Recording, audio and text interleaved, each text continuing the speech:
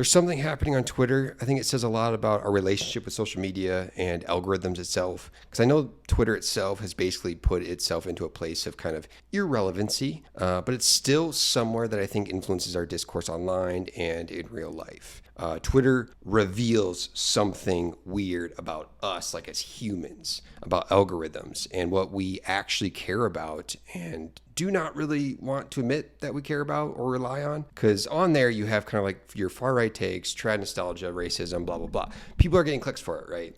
And it kind of became an echo chamber of these kind of ideologically captured consumers. Like the user base is getting smaller and they're performing dog whistles for their fans, right?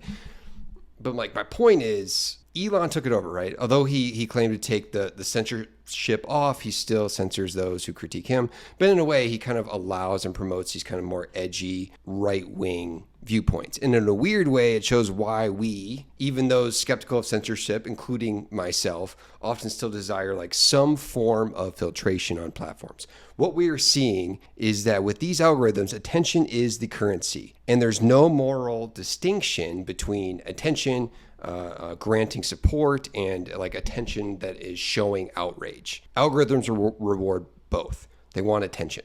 So the creators like start inching towards certain views, not necessarily because they believe them, but because those views provoke clicks, attention, and followers. And slowly they begin to conflate their reaction with some form of truth because of the validation. So the clicks become validation.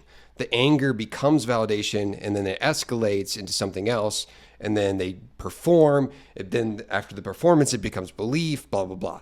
Not because it's true, but because they got attention. And that's the weird thing that touches on being human. They felt seen. And I think this is how problematic or even hateful ideas become kind of like ambient and normalized and strangely emboldened, right? We crave feeling over truth, and then we've realized outrage sells on these algorithms.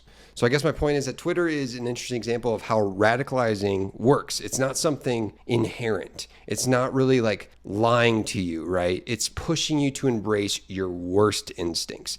It radicalizes people by offering attention because it makes you feel seen and validated. So if the platforms won't regulate you, then regulate yourself in some way. Be suspicious, I think, of like our own desire to be seen. Ask yourself, are you consuming things from people who are trying to find something true, or are you consuming people who want attention?